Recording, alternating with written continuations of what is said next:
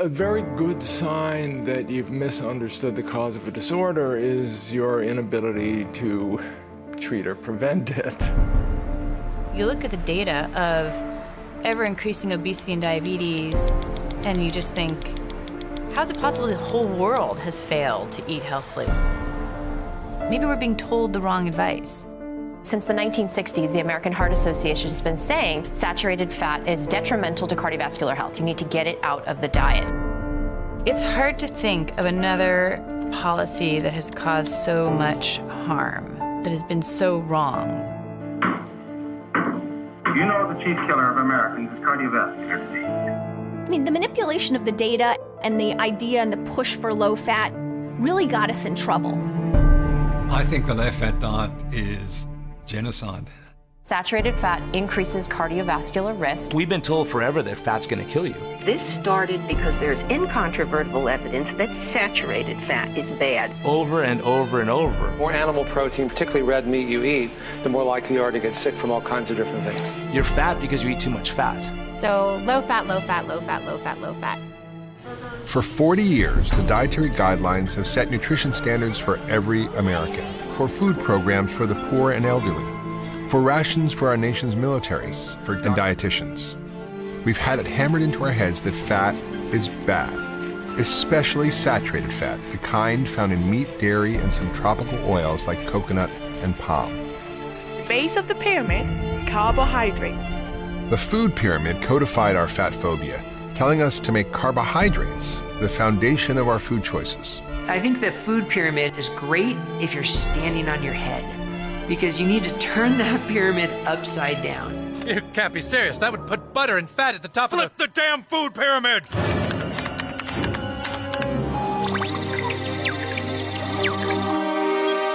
Nutrition is stabilizing! We got the whole story wrong. We were told to eat 6 to 11 servings of bread, rice, cereal, and pasta a day by the government in the food pyramid. It should be called the food tombstone.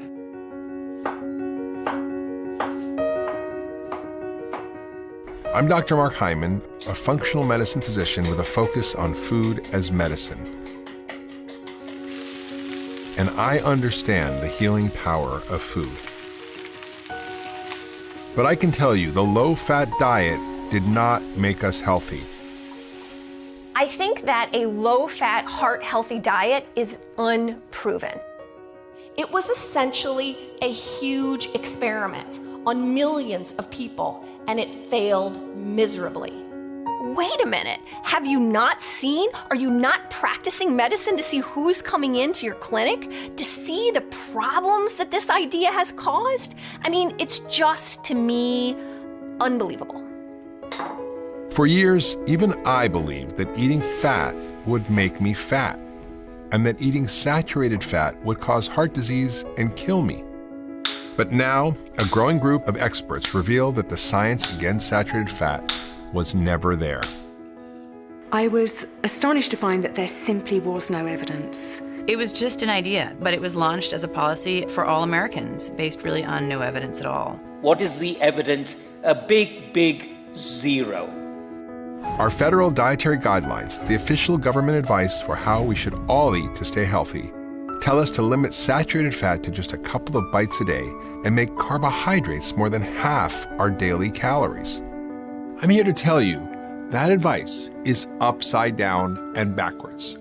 The idea that eating fat will make you fat is wrong, and the science that says saturated fat causes heart disease is misleading, and instead has led our nation down a dangerous path toward a widespread epidemic of obesity and type 2 diabetes. We screwed up. Happens all the time in science. Medical orthodoxy latched on to the wrong explanation, made a tragic mistake, and now we're living with the consequences.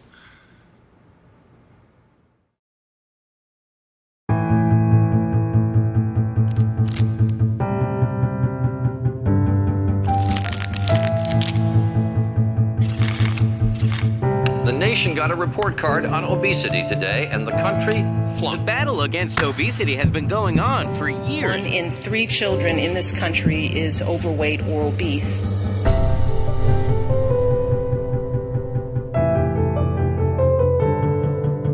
The estimated $200 billion cost to the healthcare industry continues to rise. The search for weight loss and health may be a little more complex than you think. Despite all attempts to attack the problem, the adult obesity rate increased in 23 states last year.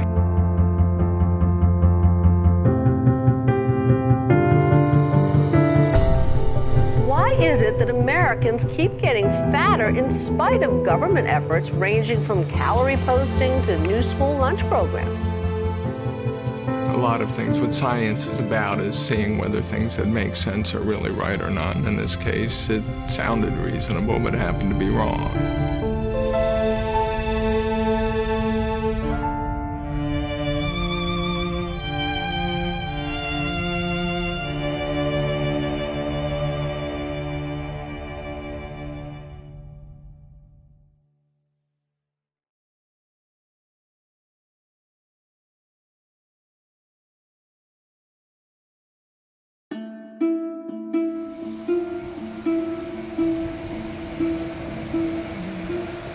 I'm not happy about a lot of years of being at different doctors, and every time that I'd go in, there was just, here's another injection, here's a different kind of an injectable. This is the injectable that is longer than your arm, and it never made you feel better, and certainly didn't help at all with weight. Judy has struggled with type 2 diabetes most of her life. So did her dad. When she was a teenager, he died from complications of the disease. Judy has tried for decades to get her blood sugar under control. When I did everything they told me to do, I'd still gain weight. And so then you just give up. This health epidemic is weighing on Americans. Judy is not alone. The U.S. obesity epidemic is only getting worse. Americans are not winning their battle against obesity. Obesity among children doubled over the past 2 decades. Today, 75% of the country is overweight or obese, and 1 in 2 of us has prediabetes or type 2 diabetes. Type 2 diabetes is crushing us financially, crushing us. It currently costs a person with diabetes in America $900 a month for insulin. Direct cost to our health care system of about $1 billion a day. There isn't enough money in the healthcare system to be able to afford this. The cost in terms of money is huge. The cost in terms of human suffering is like, 10 times more than that. In the space of a single generation, we've gone from this to this. Watching the footage of the 50th anniversary of Apollo 11, I was struck by how not fat everyone in the crowd was. We looked like a completely different race of people. The heart attacks, the strokes, the cancer, the blindness, the amputations, all of that, I think, is unnecessary suffering that we're causing people.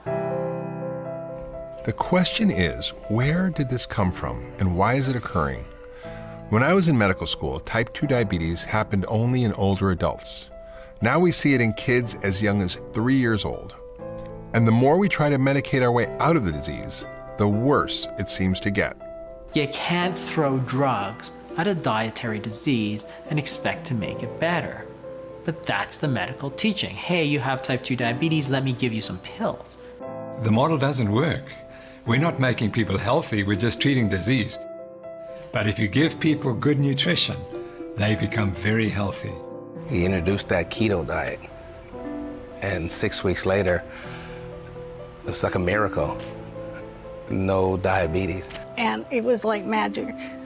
And I got completely off of insulin. 2 years later, I had lost 197 pounds. Problem is, we've been confused and downright brainwashed by decades of nutritional dogma, the almost religious conviction that fat is bad, especially saturated animal fats. You can lose weight on these animal protein Atkins type diets, but you're mortgaging your health in the process. We still operate under this idea of dogmatic principles. We've always done it that way. That's what we've always said. We're going to continue to say it. And unfortunately, nothing is holding back progress in nutrition science like dogma. Alternative ideas have been attacked, and physicians labeled as quacks for ignoring guidelines against fats and telling patients to cut carbs instead. In South Africa, Dr. Tim Noakes went through a 4-year ordeal that threatened his medical license for recommending a low-carbohydrate, high-fat diet to a young mother. The reason why the low-carbohydrate diet has become demonized is because it works, and it has a huge impact on the financial return of the medical profession. I'm an internal medicine specialist. I can treat all of the conditions that I used to treat with medications just by changing the food. It's remarkable. It's completely free. There's no special equipment. There's no special, surgeries. It's a completely natural, and it's been used for thousands of years. I can treat not only obesity, but I can treat type 2 diabetes, high blood pressure. In fact, I have to take away medications from people as they get better. This is as big as the discovery of insulin or antibiotics. It clearly is. My interpretation is that low-fat diets can work, but low-carb diets work better. And that's what the science says. Nick Brown is a pretty typical American when it comes to his diet. Hey, how you doing?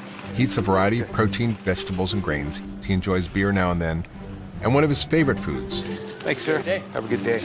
is pizza. Looking forward to pizza.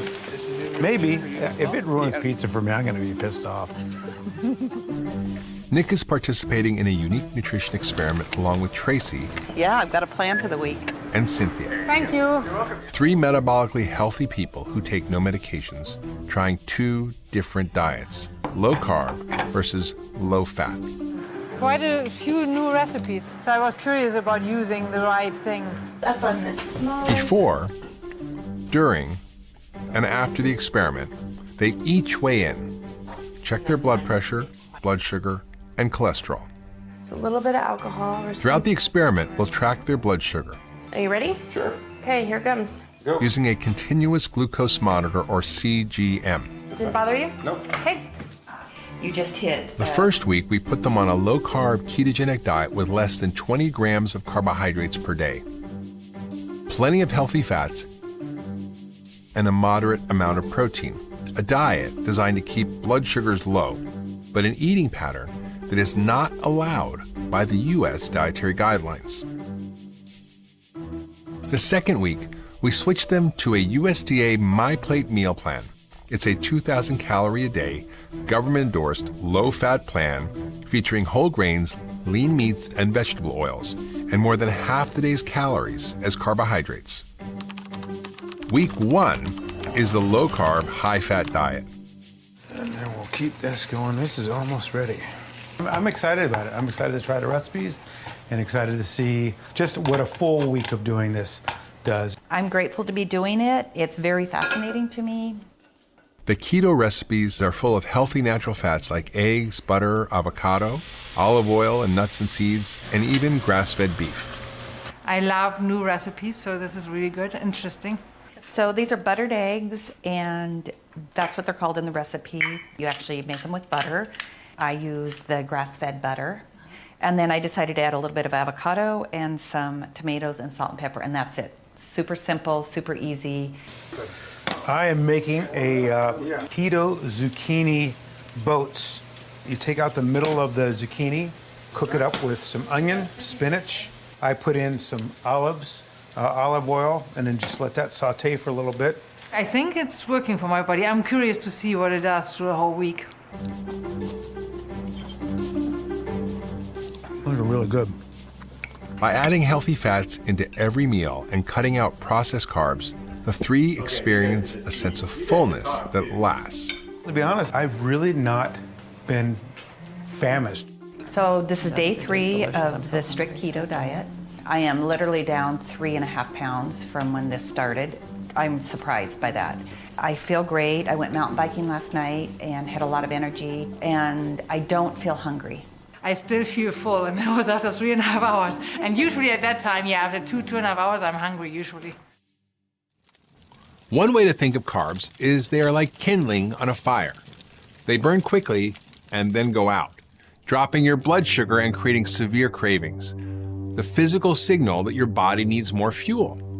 To keep your metabolism burning, you must constantly eat more, and then you crash, and then you eat more, and then you crash. See how carbs like bread, pasta, rice, and yes, even whole grains affect your blood sugar. Protein has a much lower response. It will raise blood sugar a small amount, and fat, take a look at fat. Almost no rise in blood sugar at all. When you eat fat, it's like putting logs on the fire. What you get is just a long, steady source of fuel. And that's one of the reasons that I like low-carb diets so much, because they don't require as much willpower. Because if your hormones, your insulin isn't going up to the sky every time that you eat, and then crashing down, making you crave a bagel or a donut or something from the snack, if that's not happening in your physiology all the time, it's much easier to not overeat. Day 6, lunchtime, leftover Italian cabbage stir fry with a blob of sour cream.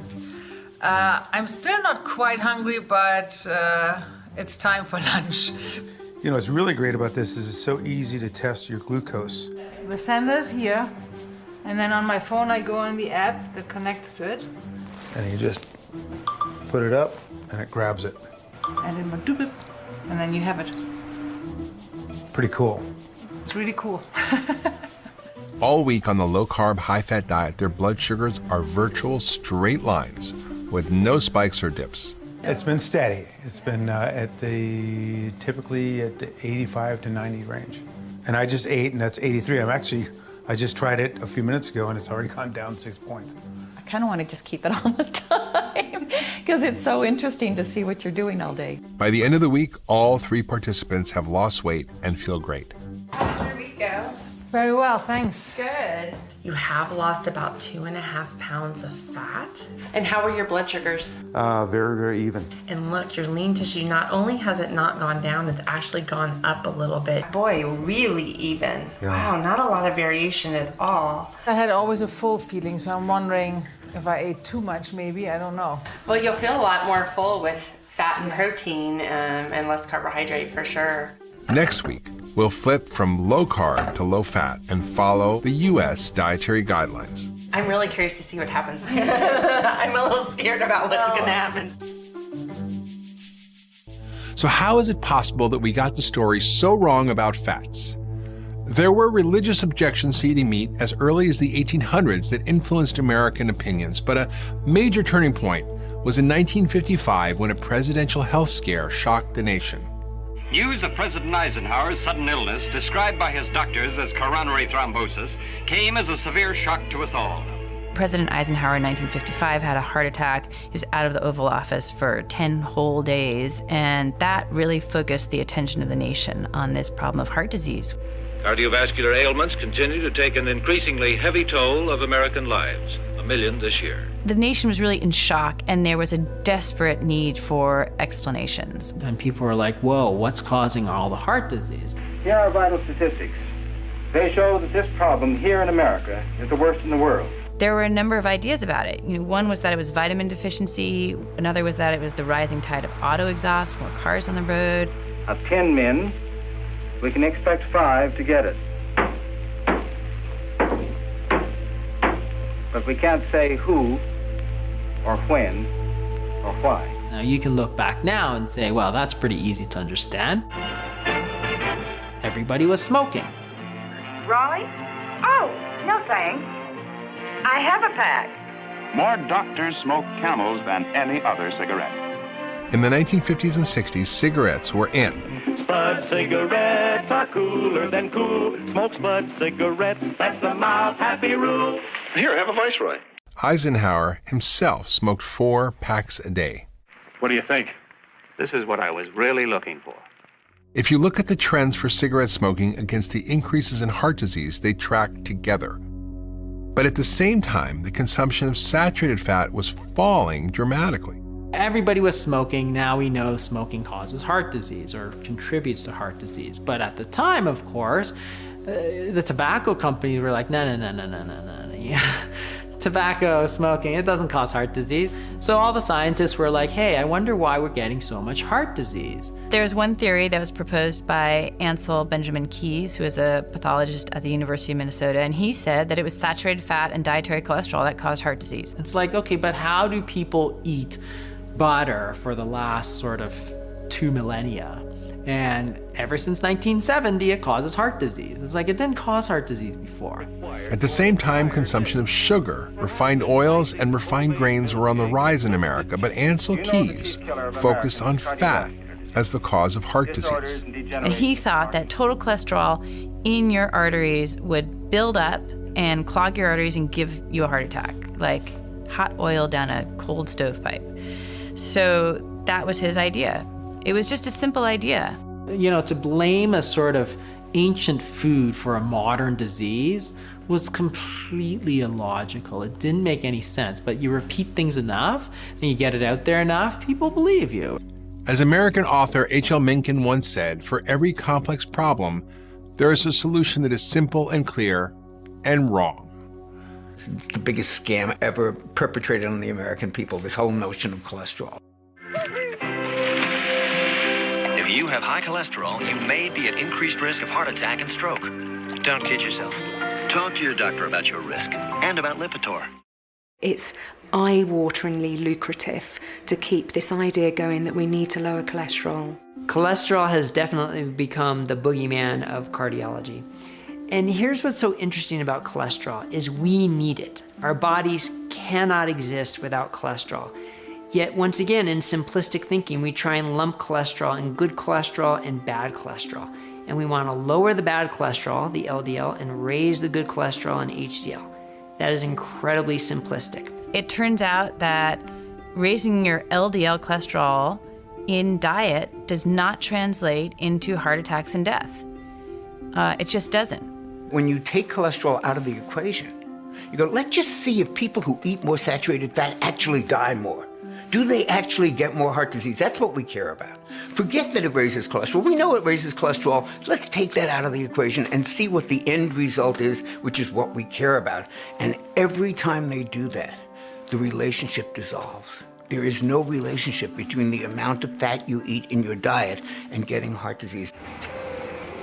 We now know that chronic inflammation caused by a diet high in sugar, refined grains, and refined vegetable oils is far more dangerous to our health. Atherosclerosis is an inflammatory disease. It's not a buildup of fat in the artery, it's actually an inflammation that's causing the problem. And the cholesterol then will go to that damage to try to repair it, but it didn't cause the damage. The damage has to come first. It's like saying that firefighters caused the fire when they just turned up to put the fire out. It was there by association, but it was there to repair, not to cause harm.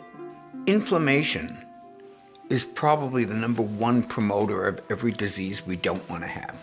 And the #1 inflammatory substance in the American diet is sugar.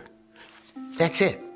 I mean, you put those two things together, inflammation makes everything worse, and sugar is the #1 inflammatory substance that we consume. End of argument. In 1951, Ansel and Margaret took the 2 oldest children to Oxford for a year's sabbatical. The couple continued their travels, measuring cholesterols and conducting diet surveys in several European and African countries. There was a study that he presented at the Mount Sinai Hospital in 1953, and it was a 6 countries graph. He specifically looked at 6 countries around the world, and on the x-axis he plotted fat intake, and on the y-axis coronary heart disease rates, and he found a straight line relationship. And he offered that as proof that there was a linear relationship between how much saturated fat people consumed and how much heart disease they had. But he chose 6 countries for that perfect correlation. And at the time, there was data available for 22 countries. And when you put in all of those countries, it just looked like a scatter plot. The trend line is nowhere near as clear cut. There was no clear relationship. No correlation between fat and heart disease. He was criticized at the time by statisticians who said, you're obviously cherry-picking your data. He knows it's a hypothesis. He knows he doesn't have the evidence, and he immediately starts recommending the country go on a low-fat diet, which is fascinating because There's no concern that you're going to do harm. There's no, the Hippocratic oath, first do no harm. Despite his critics, Keyes was determined to prove himself right. He followed up with his famous 7-country study where he traveled to the countries cherry-picked from his graph and studied eating habits and heart disease among the people there. For his 7-country study, he repeated the same mistake. I mean, he cherry-picked his countries. I think he did cherry-pick countries for the 7-country study. He knew from the 6 countries graph the countries that would be on that straight line. So he knew, for example, that Italy would be a sure thing and America would be a sure thing. They would quite nicely anchor some of the ends of the graph. But he did not go to countries like Switzerland, France, Germany, who ate a lot of saturated fats and also had very low rates of heart disease. The French were eating all kinds of saturated fat, butter, cream, and they weren't gaining weight, which was a paradox at the time, and they weren't getting heart disease. They had like half the rate of heart disease compared to Americans. And everybody said, wow, what a paradox, what a paradox. There was no paradox. The dietary fat simply wasn't causing obesity and didn't cause heart disease. So he was a very respected physiologist. And it's worth mentioning, by the way, that Eisenhower followed the Ansel-Keys advice and cut out all saturated fat and all cholesterol up until the day he died in 1969 of heart disease. Just worth mentioning. Ansel-Keys' diet-heart hypothesis remains the single most influential theory in the history of nutrition science. And here's an interesting point. Over the past 50 years, taxpayers have funded several $1 billion of research trying to prove saturated fat causes heart disease. But guess what? It's never been proven. To this day, the diet-heart hypothesis remains an hypothesis. There is no evidence against saturated fat. There just isn't. Dr. Zoe Harcombe is an obesity researcher who wrote her thesis on the lack of evidence behind the dietary guidelines. My thesis was born out of trying to understand why we have an obesity epidemic. Zoe collected all the raw data from randomized controlled clinical trials conducted prior to the release of the dietary guidelines. She then reanalyzed all the results in a process called a meta-analysis. It was looking at the absolute totality of the evidence. No cherry picking whatsoever, no study left out. So there's the Rose corn oil trial, there's the Research Committee low-fat diet, there's the MRC soybean study, there's the LA Veterans Dayton study, there's Leuren Oslo study. When she examined the results to see which group suffered more deaths, there was no difference at all. There was no health benefit for the groups assigned to eat a low-fat diet. I was astonished to find that there simply was no evidence. Real food fats are not dangerous. They are not the enemy. It's too simplistic and reductionist to say saturated fat is dangerous and needs to be avoided, and the evidence does not support that. So how then, without the hard science to back it up, did the diet-heart hypothesis become the foundation of our nation's dietary guidelines? Well, it had one big thing going for it: Ansel Benjamin Keys. He had just a very outsized personality. Colleagues of his told me he could just argue anyone to the death. And he was able to get into the American Heart Association on their nutrition committee. And in 1961, the Heart Association comes out with the first advice anywhere in the world telling people to cut back on saturated fat and cholesterol in order to prevent a heart attack. Up until the 1960s, Americans consumed almost half of their daily calories as fat. We ate butter without guilt, bacon and eggs for breakfast, and roast for dinner. Exercise gyms were barely a thought, and still, we were relatively slim. Conventional wisdom until the 1960s was carbohydrates for fat. That's the weird thing about it. You talk about bread, pasta, potatoes, rice, sweets going directly to your hips. It was what my mother's generation believed growing up. The diet used in this study is satisfying to the appetite because of the use of more protein and fat. And then in the 1960s, we come along with this idea that dietary fat causes heart disease. In 20 years, from the 1960s to the mid-1980s, the carbohydrate went from fattening to a heart-healthy diet food. Rose to prominence within the American Heart Association and at the National Institutes of Health. If you only lived in America, you'd think this controversy was pretty settled, that obviously saturated fat causes heart disease because it raises cholesterol, and we all know cholesterol clogs the arteries. But there was a alternative hypothesis going on across the pond in England. There was always this competing theory that it was sugar and not fat that might cause heart disease. And the leading proponent of that was John Yudkin, and he published about that.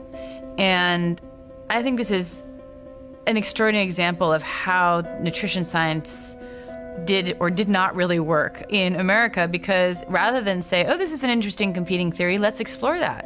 Maybe they're right, maybe we're wrong. The reaction instead was to just bully him, really bully him out of the field. And Ancel Keys literally destroyed his reputation. He went after him. He did everything but call his mother, names. I think Ancel Keys knew that this hypothesis competed with his own, and he did not want that to succeed. He wanted his hypothesis to be successful. Not surprisingly, the sugar industry also preferred to point the finger at saturated fat. Recently discovered documents reveal that in 1965, the sugar industry paid prominent Harvard researchers to do just that. And they were very specifically paid $50,000 in today's dollars to produce 2 articles that exonerated sugar and fingered saturated fat as the cause of cardiovascular disease. We know that because we have the paper trail. We have their names on the documents. This is unconscionable. The sugar industry's job was to get the nutrition community to say publicly what they believed to be true, which was dietary fat was a problem, not sugar, and they paid researchers to do that, and they were very successful at getting that message across. In 1977, a Senate Select Committee headed up by Senator George McGovern helped seal fat's fate.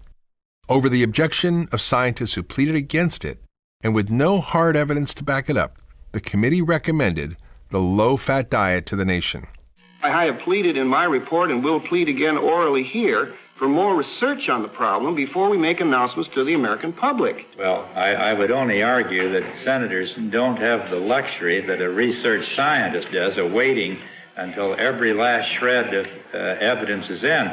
McGovern just wanted to make the statement, and he said, we haven't got time to wait for all the evidence. They recognize the science is unsettled, and then the counter-argument is, but we cannot afford to wait. And so they went without any evidence. And despite the fact that many people had warned that this is going to cause an obesity diabetes epidemic.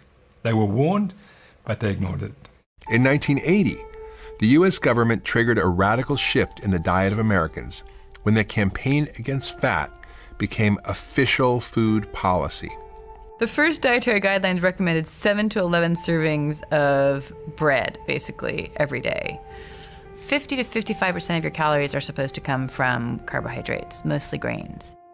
For the first time anywhere in the world, our government endorsed a massive increase in carbohydrates and slashed saturated fat consumption to less than 10% of daily calories. The American guidelines started with a very high carb, low fat approach, which was disastrous for putting that out into an entire population without evidence saying that it was healthy. Obesity in America had been slowly creeping up from the mid-1900s on, but in 1980 you see it turn sharply upwards. And then it just takes off like an airplane. So you just want to ask, well, what happened around then? What happened in 1980 is that the US government told all Americans, cut back on fat and increase your carbohydrates. It could be complete coincidence that just happened to coincide, but it sure as anything needs looking at to see if it is just coincidence. When we took the fat out of the food, what did we do? We put something in which was way worse. Sugar. 1, 2, and twist! Reduced fat Oreo. Less fat, loads of taste. New reduced fat brownie, muffin, and cake mixes from Pillsbury. Try the new frosting, too. Hershey's syrup is virtually fat-free. Terrific. I mean, let's face it, fat tastes good. We know that. And if you're going to remove the fat from a food, you're going to have to replace it with something else that gives people pleasure. Because new Simple Pleasures is made with all natural Simpless instead of fat. And what did they put in? Refined carbohydrates, increased sugar, and boom, we've got an explosion of processed foods. So irresistible, people are sinking to a new low to get their hands on one. Okay, continental yogurt is non-fat, not low-fat, non-fat. Zero fat? How'd they do that? Ultimately, sugar was a bigger problem than saturated fat ever was. The industry learned that if they took fat out the diet, they had to replace it with sugar. They then learned that sugar was addictive. Wow, these are really good. These are great. Bring them on. Oh, yeah. And that's the driver of the obesity epidemic. Low-fat yogurt, higher in sugar. Whoa. Low-fat peanut butter. This is special. Low-fat salad dressing. This is great. All higher in sugar or carbs. Are you sure this is fat-free? All low-fat foods turned out to be higher in carbs. I don't think this was anyone's intention, but it's what naturally happens when you remove fat, which is natural for humans to be eating, from their dietary choices, and you put them on things instead of tasting like cardboard, they can at least taste like sweet cardboard. Snackwell's chocolate sandwich cookies. These taste unbelievable. What if I can't bake enough of them? Those women will be after me again. Hello, Cookie Man.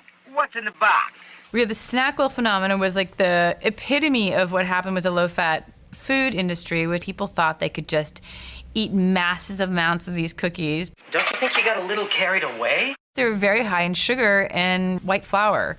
Cookie Man, you better make some more. The American Heart Association cashed in on the low-fat craze. Food companies paid hundreds of thousands of dollars to feature this heart-healthy checkoff symbol on a product. So this resulted in crazy things like the heart checkoff on Cocoa Krispies or on Honey Nut Cheerios or on all these foods that were super high in sugar. But as long as they were low in fat, then it was considered healthy. Kellogg's Fruit Loop cereal, part of this nutritious breakfast. Ooh, ooh. Ha-ha, now that's a seal of approval. Heart-healthy, low-fat Fruit Loops, anyone? There's a kind of conventional explanation that it's really the fault of Americans for not following the guidelines. There's nothing wrong with our guidelines. It's just that Americans fail to follow them. But government consumption data confirms Americans did as they were told and dutifully cut back on natural fats found in red meat, whole milk, eggs, animal fats, and butter. But we still gained weight. One of the analogies that I like to use is, imagine you had a baseball team that lost every single game for the last 50, 60 years. And you're like, well, those players, they just don't know how to play. None of my players know how to play. Well, at some point you'd have to say, maybe we should take a look at our coaching strategy. It can't be the fault of all of those players for decades. But that's basically our explanation for why Americans are getting fatter and sicker. It's their fault. They just can't do it right. I think the dietary guidelines have been a tremendous failed experiment. It's a good question of whether they just need to be changed or whether they just need to be scrapped and start over. I genuinely believe that people now are hanging on to this saturated fat myth because they don't want to admit that they were wrong. I don't think the governments will ever admit they were wrong about saturated fat.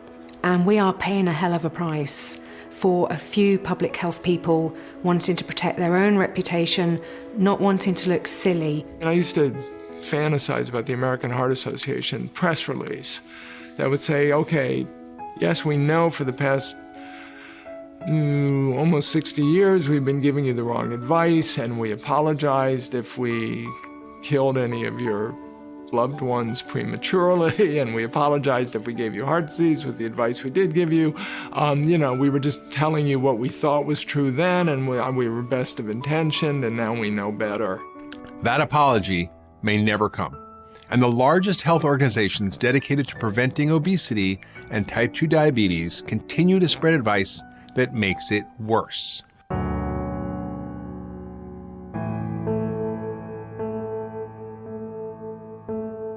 Type 2 diabetes, we were always taught, is a chronic and irreversible disease, inevitably progressive.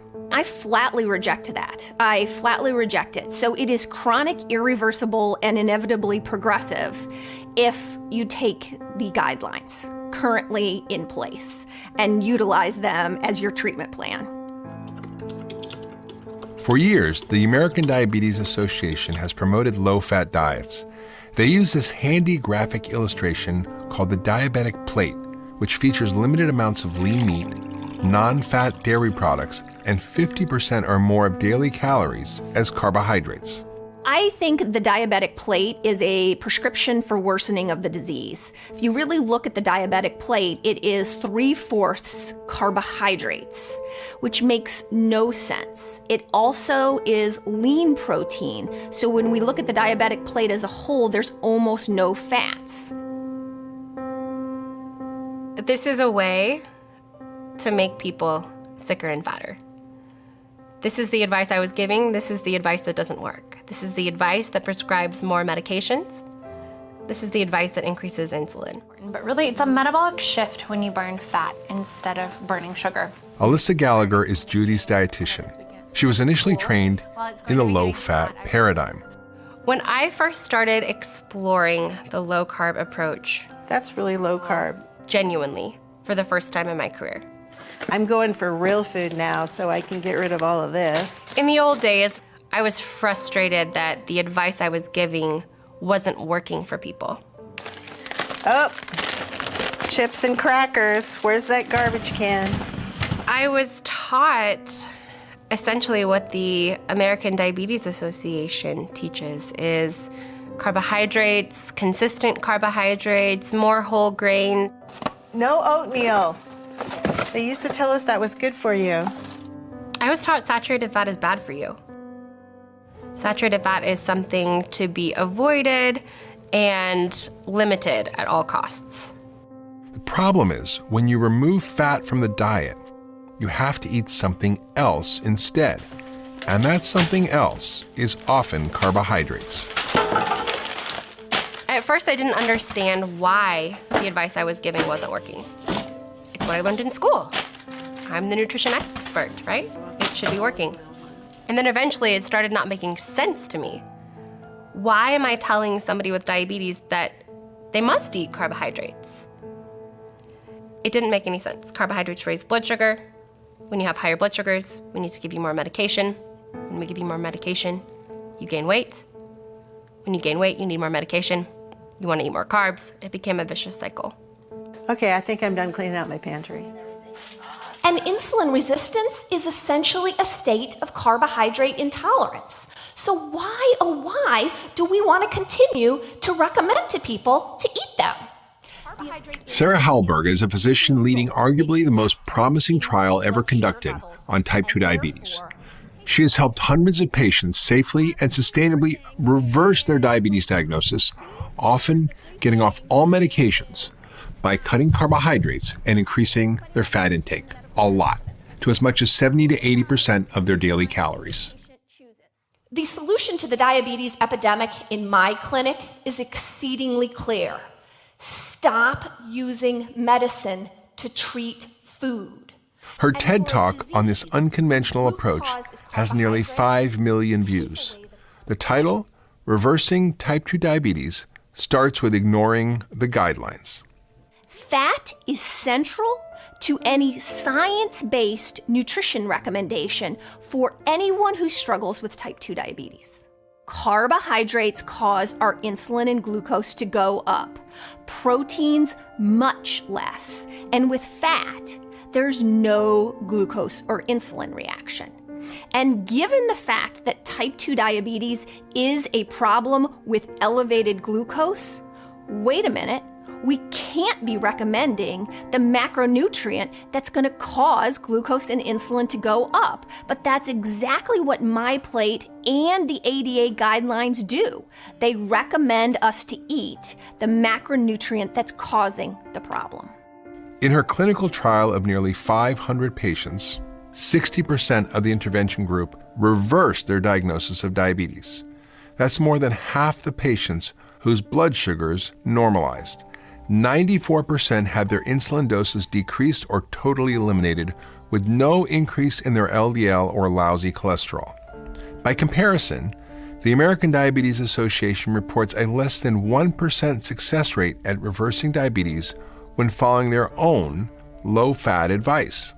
So if we want people to really get help, we have to start giving them advice that actually works. It's hard when you have, let alone been hearing something for decades, but been saying something for decades. It's difficult to turn that ship around. Because to turn that ship around, you have to be vulnerable. You have to say, I was wrong. And this involves a lot of organizations, a lot of people saying I was wrong. And I think that's hard. I think that's a big deal. After years of following the guidelines and getting nowhere, Judy has decided to ignore the ADA's advice and try to reverse her type 2 diabetes with a low-carb, high-fat nutrition plan. The health professionals that were giving us all that advice through the years just kind of bounced us back and forth, and we never really had any answers. I really like just unsweetened coconut chips. I feel like what I'm learning now is a way toward health and a way toward a better size that I'll feel good about, which to me is hand in hand with my health. The U.S. military is now facing a new threat. It's not North Korea, it is actually the U.S. diet. The single biggest disqualifier is obesity. Wait, we're talking about young people. Right, youth obesity.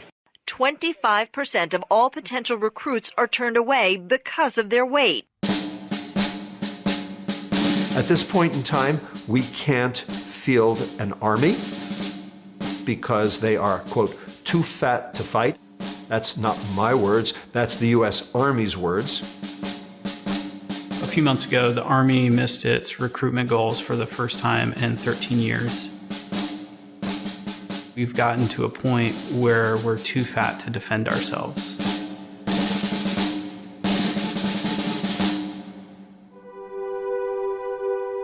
Captain Brian Gaudette is an Apache helicopter pilot, an entrepreneur, and a living example of why the U.S. dietary guidelines matter.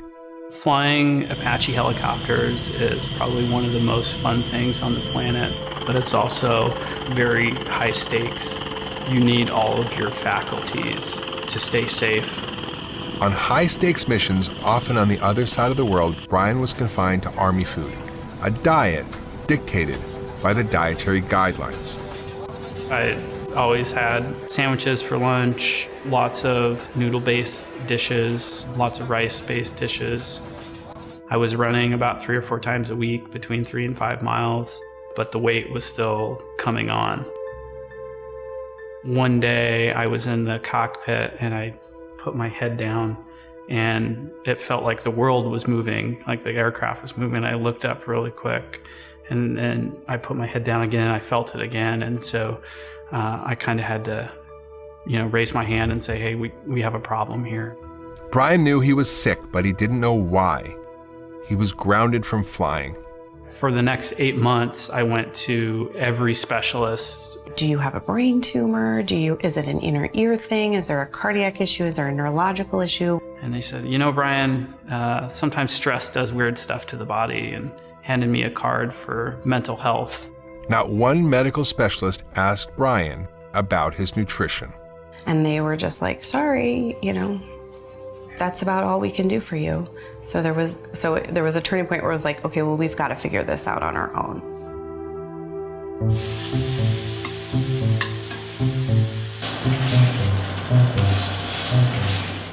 Brian decided to try an elimination diet, and he cut out all grains and sugar.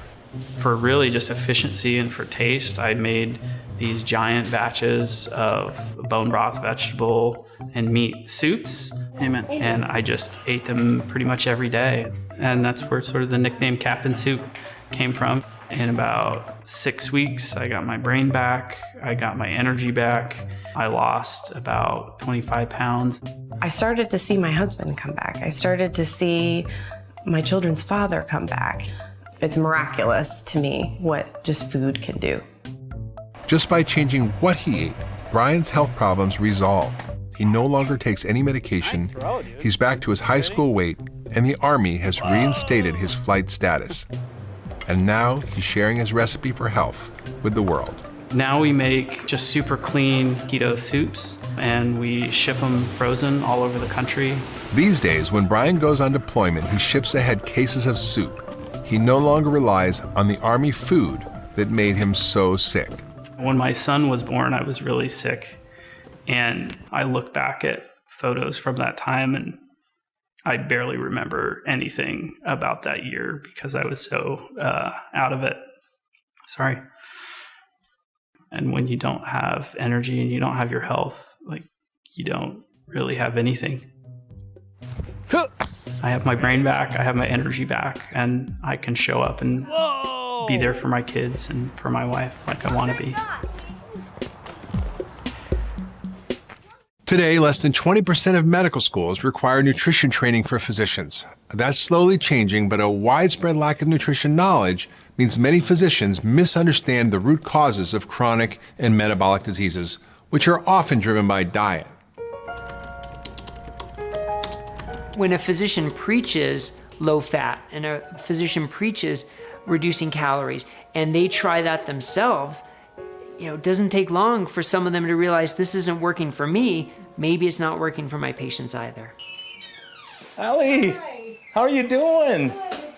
Physicians are not immune to obesity. Plenty of them struggle with their own health challenges. Until 2 years ago, I was trying to do the American Diabetes Association diet, the American Heart Association, trying to eat a low-fat diet, eating small meals throughout the day, and I'm gaining weight. Up 2, up 3. I was working out 6 days a week because I would say, I gotta work out. If I wanna lose weight, I wanna be an example to my patients. You're exercising, but like they say, you can't outrun your fork. So I had a huge... Like many docs, Brian Lenskis was trained in the low-fat paradigm, and that's what he practiced with his patients for decades. But the struggle with his own weight was getting out of control. Yeah, at that point, I was around 260 pounds. And I was, at that time also, I was pre-diabetic. Clearly what I was doing wasn't working. I was following the government guidelines, and I was getting sicker and sicker. And it's not working for me. Well, were my patients not listening to me, or was I giving them bad advice? And it turns out we were giving bad advice. Honey, I got a mixture of chicken, Italian seasoned sausage, and like a spicy pork. So when I cut carbohydrates, the interesting thing for me, if I had eggs for breakfast, for instance, my 10 o'clock snack that I was gonna have, I wasn't hungry and I would skip right through it. I like the grease on my fingers. Super good. Within the first 6 months, I was down about 28 pounds, 30 pounds. I was putting on muscle mass and I was feeling really good. My energy, my mental clarity, my focus, my fatigue levels, all those things got better. I was like, wow, pretty interesting. How many guys have lost like 10 pounds or more doing low carb or keto? And he's been a fantastic ambassador for low carb lifestyle because he's seen it personally, and now he's seen it with hundreds of his patients. Hey, how you doing? Fine, goodness. I never saw anyone cured of diabetes by going on a low fat diet. Never, not one time. No one came off insulin. Since switching his practice to a low-carb, ketogenic approach, nearly a dozen of Brian's patients have reversed their type 2 diabetes and come off insulin altogether. Man, I was just looking at your numbers and it's like, I think if anyone I've ever seen, you've come off insulin faster than anyone. I feel brand new. Brand new, brand new. So I'm sticking with the diet. In 3 months, I went from insulin 5 times a day to no insulin, and was able to maintain normal blood sugars. I don't remember if Dr. Lenskis suggested keto specifically for the weight loss or if it wasn't for the other issues that I had. I started it, and I do love butter, and I do love cream, and I do love bacon. So, it sounded really pretty good to me. And what I ate, I enjoyed more. Since last March, a year ago, I've lost between 50 and 60 pounds, but I've gained a lot of strength, I've gained a lot of muscle as well. So I've lost over 200 pounds. It's just mind-boggling. He hadn't taken any patients off insulin ever in his entire career. And in 5 months, he got 11 patients off insulin completely. How can you not acknowledge that? You've done incredible things. I mean, just 2 years ago, you were on insulin 5 times a day, huge doses. And you asked me, can I come off this insulin? I'm gaining weight, I'm tired, I'm fatigued all the time. And now seeing you where you're at now, and it's pretty remarkable what you've accomplished, just by making some lifestyle changes. They're empowered now to get themselves off insulin. So Now they're seeing it. Now my patients are telling their patients, and they're going to them saying, hey, how come this person came off insulin? I thought it couldn't happen. It can happen. It does happen, right? And we're excited about that. I don't know anyone else who's lost as much weight as you have. Even with gastric bypass surgery, I've never seen it. You know, the fact you're coming down off your diabetes medicines, you're off them all now. Your blood pressure came down. All these things are getting better, and we're just slowly getting you off medications. You are making progress, and you're making a ton of progress, more than anyone that I've ever seen. The shift that he saw in his patients, being able to actually remove medications and make them healthier at the same time, was just tremendous. And it all started with his own personal journey. Maybe eventually the government will come around. Maybe, possibly so. If not, it's your health, right? We could do it as individuals, and when people are seeing people have benefits, they're going to want to go into that lifestyle. And what you're doing and what we're seeing day after day, it's super exciting. Yeah. Yeah. So thank you. Thank you for encouraging me too. So the three main macronutrients in food are carbohydrate, protein, and fat. And here's an important point. There are essential fats and essential proteins, but there are no essential carbohydrates. Essential means the nutrients are required to sustain human life. We must eat these to survive. But there is no physical or biological need for us to consume any carbohydrates at all.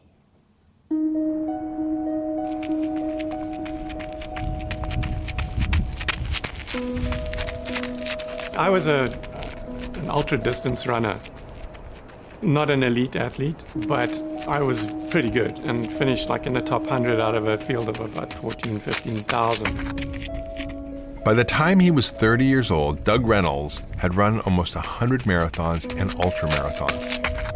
He was in the best shape of his life, but something wasn't right. And I would be incredibly fit. And yet, on the day of the race, I would be standing there thinking, I've got to run up that mountain for 55 miles. I can't even get to the corner. I felt terrible. I used to think it was just nerves. Like many people, Doug thought athletes couldn't function without carbohydrates. He would binge on carbs in the days leading up to the race.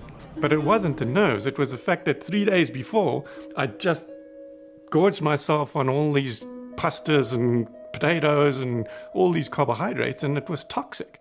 It's a familiar story to Dr. Tim Noakes, the man who wrote the book on carb loading. So the first 4 chapters are all on high carbohydrate diets and how the most important determinant of your success in running is how much carbohydrate you're eating. So I promoted this, and all the time while I was writing this, I was getting fatter, less healthy, and my running was getting slower and slower and slower, to the point where I was really hating running. Even though they were exercising a lot more than most people, both men suffered from their low-fat, high-carb diets. I started to put on a little bit of weight, and I never used to weigh myself because I was always a runner. I was fine, you know. And I got on the scale and I was like 35 pounds overweight. I thought the scale was broken. And then, much more interestingly, I discovered I had type 2 diabetes, which was predictable because my dad had died from the diabetes, and my dad took 10 years to die. And I figured I've got 10 years to sort this problem out. Both Tim and Doug decided to break with convention and try a low-carb diet. They cut carbs to less than 20 grams a day, ate moderate amounts of protein, and began eating 70 to 80% of daily calories as fat. Nutrition is actually pretty simple. Your body needs protein, and protein comes first. That's essential. But then you can choose to run your body on carbohydrates, including sugars and starches, or fats, and it's your choice. If you quit eating carbs, sugars, and starches, your body is forced to use an alternative fuel source, fat. Burning fat produces substances called ketones that provide all the energy you need to fuel your body and your brain. That's why the low-carb, high-fat diet has been given the name keto. For most of human history, there's been very little sugar or starches in the diet. In fact, if you put all of human history in 1 year, it's only in the last day that people started eating grains or bread, and it's only in the last hour that people have been eating sugar. In fact, we know that keeping people in ketosis, keeping the carbs very low, may actually be the preferred way for people to be. Eventually, I dropped right down 44 pounds, and I went back to my weight that I had when I was rowing in 1972. And I'm glad to say that after 7 years, my blood glucose control is as good as it could be expected for someone of my age of 69. I'm not completely normal, but I'm 99% normal. Tim famously tore out the pages on carb loading from his Lore of Running book and promotes ketogenic diets for athletes. 2-3 weeks after I started on this keto diet, I was jumping out of bed and going for a run in the morning and enjoying it. It's just the most amazing transformation in my life. Doug started a company called Low Carb USA, dedicated. The reason we're in this terrible metabolic dilemma in this country is because of the food pyramid. What we are advocating is pretty much 180 degrees opposite to what the food pyramid tries to teach. We now understand that our bodies, even the bodies of elite athletes, don't need carbohydrates to survive. We can convert fat into ketones for fuel. But early nutrition scientists did not understand nutritional ketosis. Scientists simply thought that since fat has 9 calories per gram, while protein and carbs have only 4 calories per gram, we should just cut back on fat to lower our calories. People who helped with the initial guidelines, and they were well-intentioned, they reasoned that because calories lead to obesity, reduce the food that has the most calories, which is fat. We've been counting calories ever since, in every way imaginable, on food labels, in menus, online, and in apps, and lately, even on our bodies. For years, we've been told it's a simple equation. If we can just balance the number of calories we consume against the number of calories we burn, the calories in versus calories out, our weight will stay in balance. Everything on the level, right? Actually, not so right. The calories in, calories out model is fundamentally flawed because the body doesn't account for the fat that way. That's not how we gain fat. It's not a physics problem, it's a biology problem, it's a physiology problem. The alternative theory is called the carbohydrate insulin hypothesis of weight gain. Remember how carbohydrates raise blood sugar but fat doesn't? That's the key to the insulin carbohydrate hypothesis. It's really not that hard to understand. So if you take 100 calories of brownies and 100 calories of salmon, and you eat the two, all the insulin hypothesis says is that one food is going to raise insulin a lot, the other food is not. So we know that as soon as you put those foods in your mouth, the hormonal effect of those foods is completely and utterly different. So we really need to pay attention to hormones at least as much, if not more, than calories. So what raises insulin? Well, carbohydrates, number one with a bullet. It's like in real estate, location, location, location. With insulin, it's carbohydrate, carbohydrate, carbohydrate. Protein is a distant second. So protein can raise insulin as well. You know what doesn't raise it at all? Fat. Zero. Not a drop. Doesn't move the needle. So what is the irony of us telling people to eat a diet that is absent of the one macronutrient that has no effect on the fat storage hormone? It's total sheer madness. Insulin essentially acts as a lock that gets clamped down on all of our fat stores and prevents us from using our stored fat as energy. But when we restrict carbohydrates and we can therefore bring the insulin levels down, the locks come off. And all of a sudden we have access to all of our fat stores for energy. That's right. Insulin is a fat storage hormone. Lower insulin by cutting out sugar and carbs, and the weight comes off, or never comes on in the first place. We tell patients to think of their body as a bowl of sugar, right? So over time, that bowl fills up. If you're eating a lot of, processed foods and, sugar and so on, that bowl fills up. And eventually that sugar, as you add more sugar in, spills out. And that's what type 2 diabetes is. Your cells can't hold any more sugar. It simply spills out into the blood. The wrong thing to do is take the insulin and keep cramming that sugar back into the body. The body sort of takes it until it rots, right? It would be much smarter to simply say, hey, I have too much sugar. Let me just burn it all off. by intermittent fasting or not putting any more sugar in, a low carbohydrate diet. And guess what? It works exactly as you would expect it to work. I've been using the keto diet for about 13 years in a university clinical practice, and the results in treating diabetes are quite remarkable. I've had a record that I can recall as I took someone off 180 units of insulin a day in just 2 days. Well, come on in and take a seat. Sure. If Judy were to have walked into my office 10 years ago when I started, I would have thought, I can help you. You just need to eat less. You need to exercise more. We need to start measuring your food. You can do this. I believe in you. And I thought that to be true. Why don't you go ahead and get your blood sugar meter out for me too? Okay. Take a look at that. Over the course of the following 5 years, I realized it wasn't working. And either no one was following my advice or I was giving terrible advice. I've been writing down each day. Thankfully, Judy didn't come into my office 10 years ago. She came into my office this year. And I was able to offer hope. I was able to offer an opportunity. I knew that she could be successful. And success wasn't just measured on the scale, it was measured with blood sugar reduction, insulin reduction, anti-inflammatory markers, blood pressure, as well as insulin. Looks like you did an awesome job. Yeah. And you are down 12 pounds. Wow. Since our last visit. Yeah. I can report that this is the second week and I have normal blood sugars now in the morning. I'm still doing my injectables, but it's gotten leveled. It's leveled and I know that I'm in ketosis and the weight is starting to drop off. What's the dose you were taking when you walked out of the door? 120 units. Okay. And now I'm doing 100. In just 2 weeks on a ketogenic diet, Judy has cut her blood sugar in half and lost 12 pounds. Changing her nutrition has done more to improve her health than any medication ever did. The difference is more fat, and that gives a lot more energy. It's amazing. I'm happy to come to work again, and there was really a time when I thought, I have to quit. I can't do this. This is miserable. It's hopeless. Diabetes is a hopeless disease.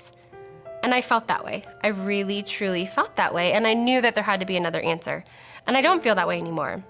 In results from more than 50 controlled clinical trials comparing high-fat and low-fat diets for weight loss, the high-fat diets won every time. The higher the fat, the higher the weight loss. That's because eating fat speeds up your metabolism and helps you burn body fat.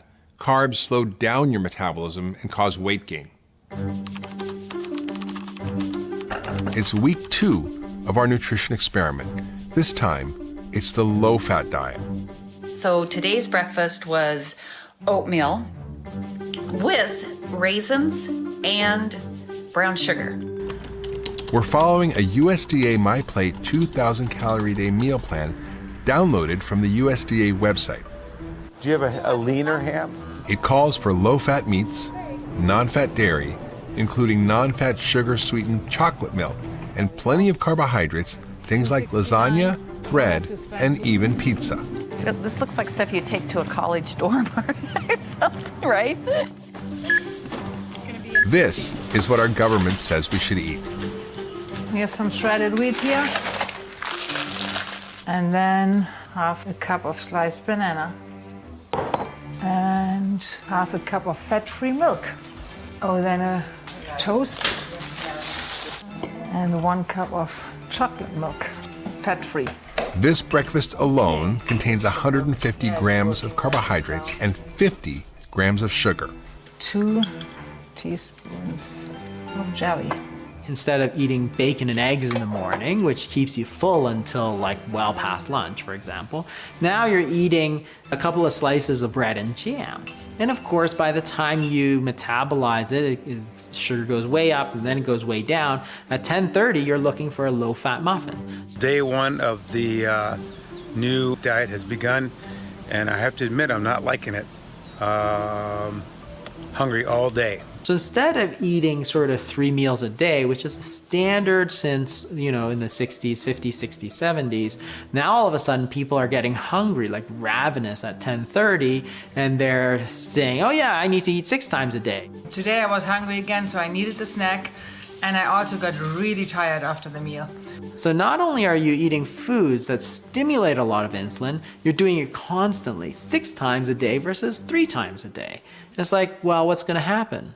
Lunch was a ham sandwich with some mayo, some grapes, the milk, and I went off the chart. I went over 200, and it just kept going up and up and up and up and up and up and up, and then it hit over 200, 206 I think was it.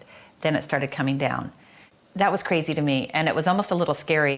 It's a recipe for diabetes. How long is it going to be before everybody becomes diabetic? Because that's the outcome of that advice.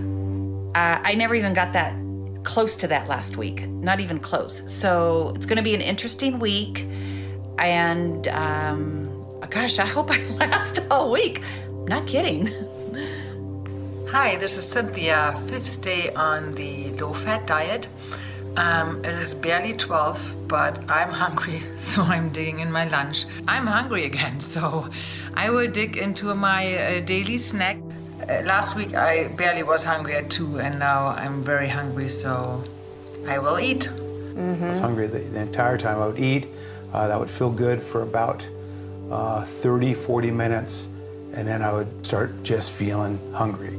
I definitely liked last week. When you compare the flat and steady blood sugars from the high-fat week to the roller coaster readings from this low-fat week, it's hard to believe that our government thinks this is good for us. The USDA put together a guideline that seems to me was really to market the food that America makes.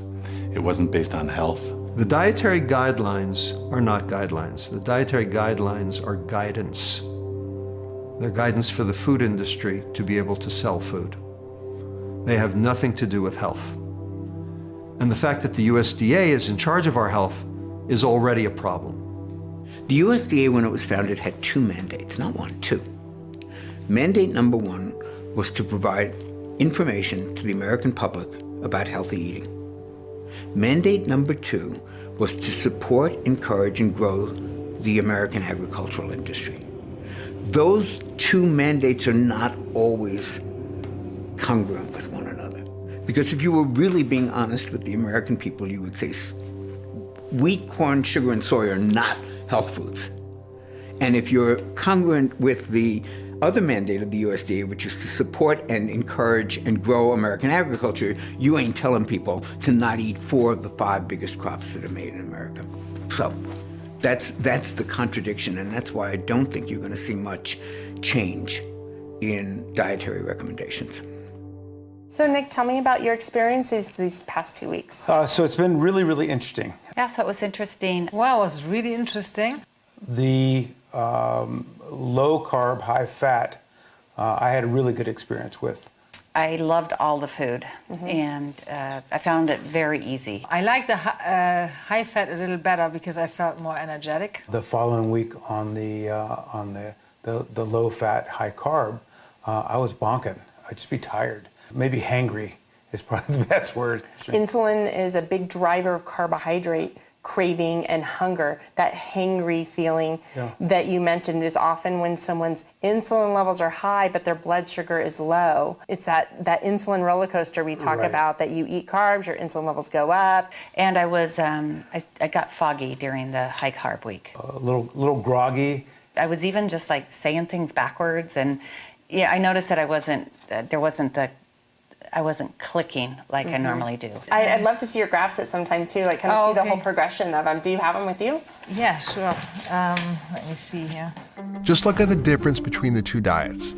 Every one of our participants experienced similar reactions to the low-carb versus low-fat diets.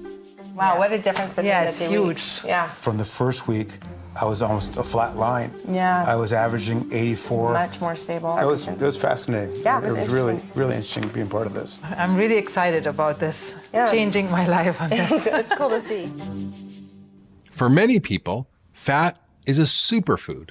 Not only does it help you feel full and lose weight, your body uses it as the building blocks for cellular membranes, and fat makes up the myelin sheath that forms around your nerves and allows electrical impulses to transmit quickly and efficiently.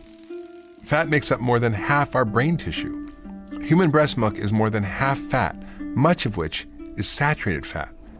We need healthy fats to be healthy humans. Unfortunately, what we've been told about which fats are good for us and which fats are bad is dead wrong. Everybody just thinks, oh, don't eat fat, don't eat fat. And it's actually more tragic than that. The story is actually much worse.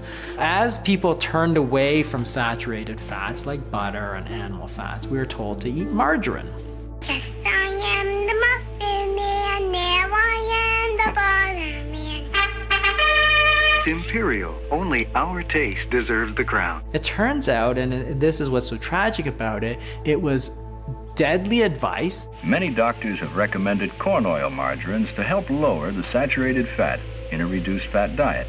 So if you remember, margarine is vegetable oils, and then they partially hydrogenate them to make them solid so they look like butter.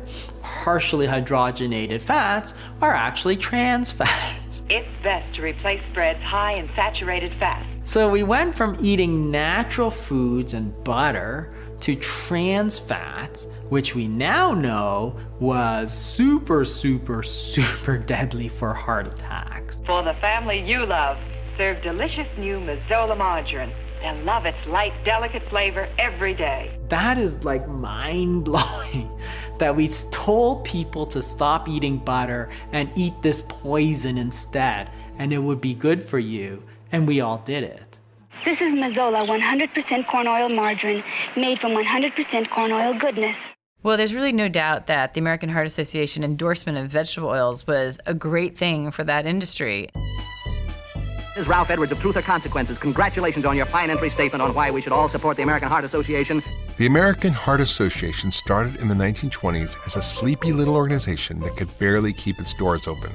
But in 1948, Procter & Gamble, the maker of Crisco, or shortening, staged a nationwide fundraiser, and the AHA hit the jackpot. Thanks, Jack Benny. The American Heart Association has $1.5 million there. All right, Ralph Edwards saying good night, everybody! Overnight, millions of dollars flowed into their coffers. I mean, literally from one week to the next, they started opening up chapters all over the country, all thanks to Procter & Gamble. New Crisco oil stays blended longer, makes salads taste great. New Crisco oil blends better than other oils. The American Heart Association has endorsed vegetable oils ever since. It's not nice to fool Mother Nature. They then were able to publish advertisements saying, lowers cholesterol, take this ad to your doctor and get them to prescribe to you vegetable oils for your health. Vegetable oils are a fascinating topic because they've become labeled as heart healthy, which drives me a little crazy because the label was granted to them simply by lowering LDL cholesterol. But the broader question is, what else are they doing? These are not real food products. These are products made in factories. These are products that require heat and chemicals and high pressure to extract what little oil there is. The heat and chemicals used in the manufacturing process oxidizes these delicate seed oils. When you eat oxidized vegetable oils like soy, canola, corn, and safflower or sunflower, they create free radicals throughout your body that are highly inflammatory and known to cause heart disease and cancer. Why are we always trying to eat more antioxidants? To combat free radicals like the ones found in refined vegetable oils. And then they're used by restaurants in the most carcinogenic way possible. They heat them, reheat them, cool them off, heat them again, and use them for a week. So switching to vegetable oils or seed oils was probably a terrible idea in the first place. One researcher from the University of Minnesota went to a variety of fast food restaurants in her neighborhood and purchased French fries, and then took them back to her lab for testing. She found numerous compounds of toxic aldehydes in the fries. Aldehydes are known to cause gene mutation, alter RNA and DNA, and trigger massive inflammation in the body. Vegetable oil is highly toxic, and anyone who advises people to eat vegetable oils is also giving misinformation. I tell my clients to avoid the industrial seed oils as much as possible. Vegetable oils belong in the engines of cars, not in your food. Refined vegetable oils are one more reason you should avoid fast food and processed food. If it comes in a bottle or a box, it probably contains vegetable oils, from crackers to cookies, mayonnaise to salad dressings, baby food, and even baby formula. They're not natural. They've been shown to be pro-inflammatory. And in some studies, like the Minnesota coronary experiment, the Sydney diet heart study, they've shown that yes, they lower LDL, but they actually do nothing or they worsen all-cause mortality. Minneapolis, you're so many things to me. The Minnesota Coronary Survey, which took place in the 1960s, was the biggest ever test of Ansel Keys's hypothesis. The Minnesota coronary experiment is a fascinating study, both from a science standpoint and sort of a detective standpoint. So it took place in 5 Minnesota mental hospitals, which is a kind of experiment you can't do anymore because it's considered unethical. But back then, it has the benefit of being highly controlled, which means that you're feeding people all their food, so you know what they're eating. And they can't get outside food, so they can't cheat. In the diet, they replaced saturated fat with polyunsaturated fat in the intervention. And then the diet was similar in all the other nutrients that they deemed to be important. And what they found was that with the intervention, cholesterol levels went down, which is what you would expect, but mortality actually trended up. Turned out the people who were on the cholesterol-lowering diet had more heart disease and more deaths than the people eating the controlled diet, which is the exact opposite of what they wanted. So it did not support the diet heart hypothesis. But they never published the results. If you do a very long study, going into that study thinking that you know what the end in mind is going to be, and then it isn't the end in mind, I can understand that you don't want to publish the results, but it is scientific fraud. Yeah, that is totally unacceptable to not publish your data like that. It wasn't published until decades later that a relative of the author went digging for the results. And this is the detective part that's kind of crazy, that he had to go looking through the basements to find these data and re-crunch the data and reanalyze it and then bring it out to publish it to say, hey, look, this diet higher in omega-6 oils lowered LDL, but it increased cardiovascular risk and it increased mortality. When you are making recommendations that are not evidence-based and evidence comes out that's contrary to those recommendations, wait a minute, that's a problem, right? And so what has been the standard approach to dealing with that situation, which has come up a number of times? Bury the new evidence. And that's exactly what's happened. And the Minnesota coronary study is a perfect example of this. The Heart Foundations didn't come and say, sorry, we're wrong.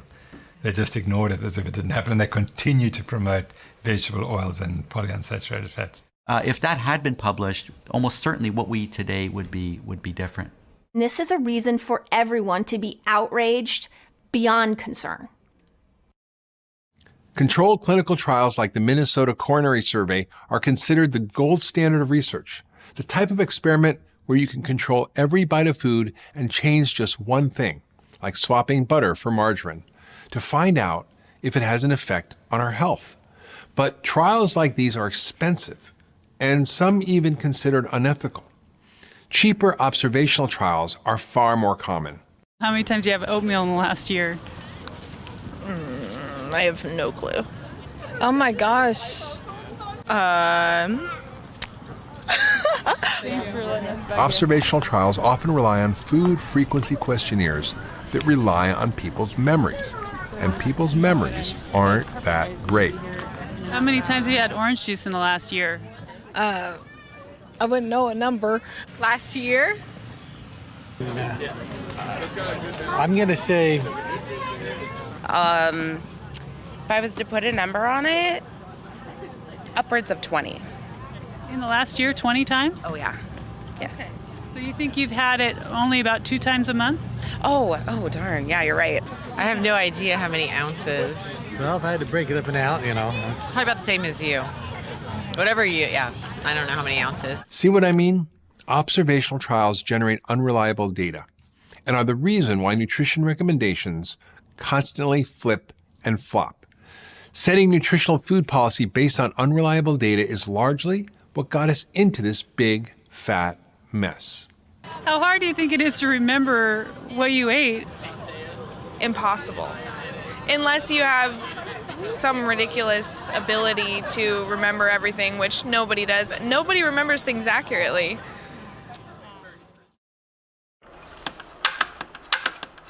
No one person may represent the antithesis of the low-fat diet better than Dave Asprey. His company, Bulletproof, has made a morning ritual out of adding spoonfuls of fat to coffee.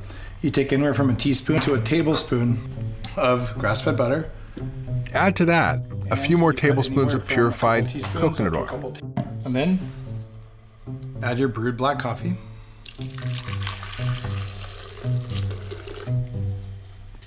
And you blend it.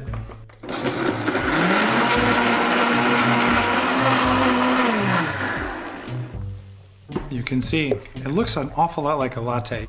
You drink this, you're just not hungry for hours and hours, and you're energized in a way that you'll never get from a piece of toast. It was through his own discovery of a high-fat, low-carb diet that Dave Asprey lost more than 100 pounds, and he's kept it off for 10 years. In 2004, after I lost a bunch of the weight I wanted to lose, I decided to go to Tibet to learn meditation from the masters.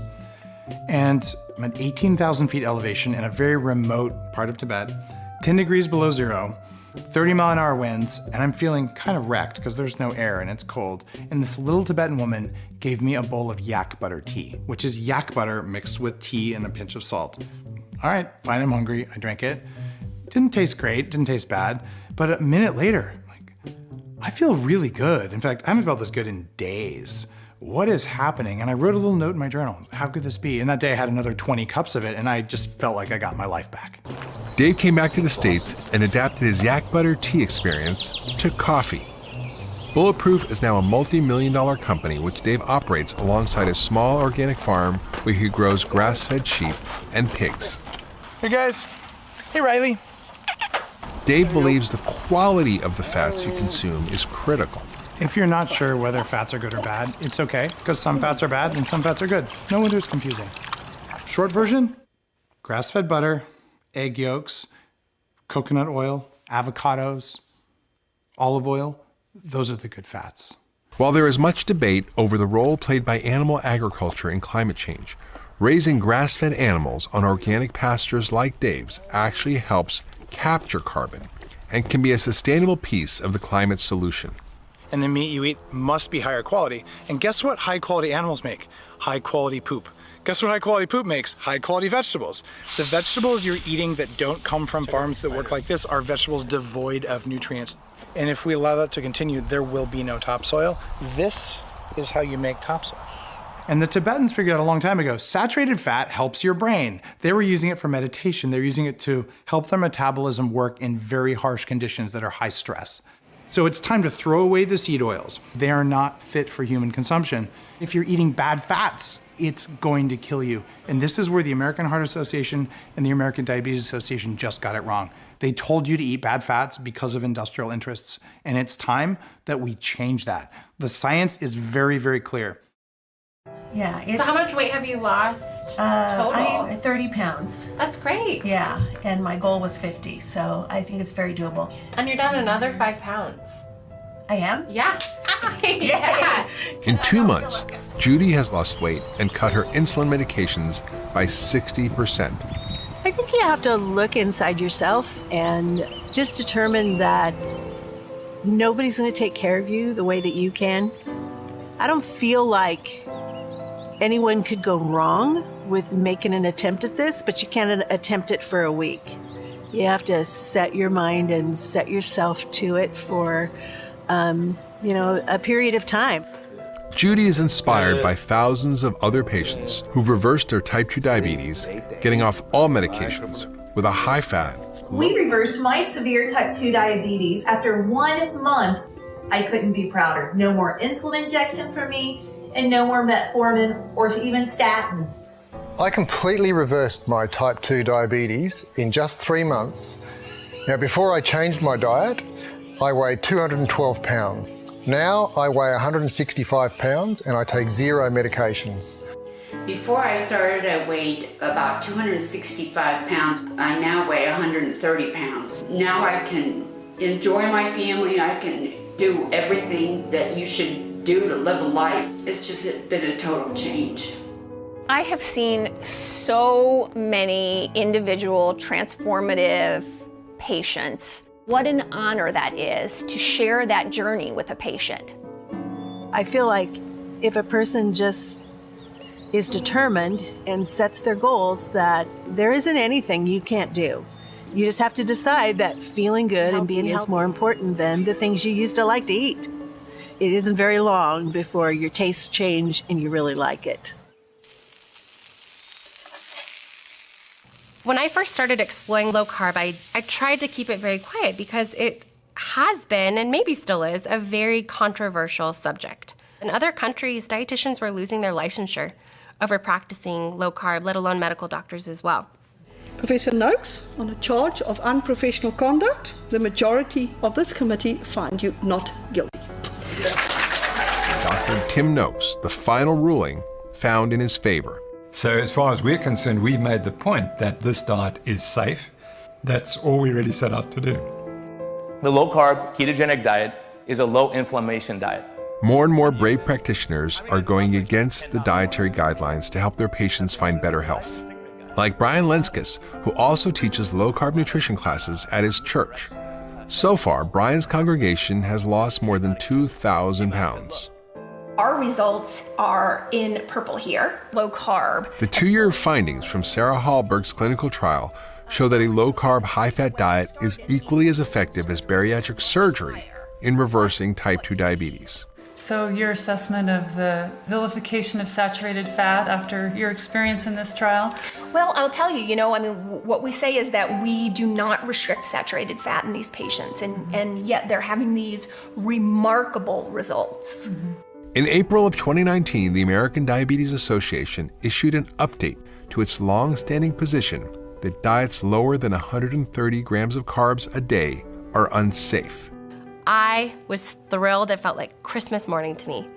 It was the very first time in writing from a huge organization that said what I was doing was okay. What I was doing was an approach that was helping my patients. And while it was something that I have known for years, it was the first time I felt safe. It was the first time I felt safe to give these recommendations. In 2015, after more than 50 years of condemning foods like eggs, lobster, and shrimp, the American Heart Association quietly dropped their long-standing recommendation against dietary cholesterol, saying it's no longer a nutrient of concern. That same year, the U.S. Dietary Guidelines Committee removed the cap on dietary fat consumption, admitting there's no evidence that eating fat is bad for health. But the cap on saturated fat remains. The hypothesis that saturated fats are bad for health has been the most tested hypothesis in the history of nutrition science. There has been no hypothesis that has been more tested. Some 75,000 people, 65,000, somewhere in that range, depending on which studies you include, and none of them could show that saturated fats had any effect on total or cardiovascular mortality. There's no evidence for it. Even so, the American Heart Association, who takes much of its funding from big food and big pharma, continues to stand behind its long-held position that saturated fats are the cause of heart disease and that refined vegetable oils are heart healthy.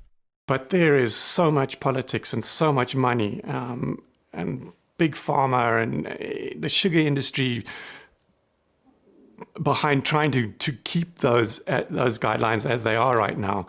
I feel like eventually they will change, but when it could be 50 years. We can't wait 50 years. Millions of people have died already because of this mess. Doug Reynolds isn't waiting any longer. His company, Low Carb USA, is partnering with dozens of physicians, nutritionists, and dietitians to create a set of global clinical guidelines that teach medical professionals how to safely and effectively practice low-carb nutrition. That gives a lot of them confidence to maybe start implementing it in their practice, where before they weren't quite sure how to do it, or they were afraid that the other doctors weren't doing it. Now they're actually following some kind of set of guidelines. And what about the official dietary guidelines for Americans? The 3 main eating patterns recommended by the USDA all feature more than 50% of daily calories as carbohydrates. According to the dietary guidelines, low-carbohydrate, high-fat diets are still not an option. So good. In 2017, the National Academy of Sciences and Medicine performed the first ever outside scientific review of the U.S. dietary guidelines and found that the process lacked transparency and scientific rigor. Recommending a single dietary pattern to an entire population was a huge mistake. Not only did the low-fat diet not work, it did us harm and resulted in greater obesity and disease. The lesson of the low-fat diet may be that nutrition science is deeply flawed, and our nation's dietary guidelines have been heavily influenced by the food industry and the enormous amount of money at stake. What we are living now is just so completely unsustainable. These unsustainable rates of obesity and diabetes, we're bankrupting our nation. It's destroying people's lives. It's destroying our country, and it has to stop.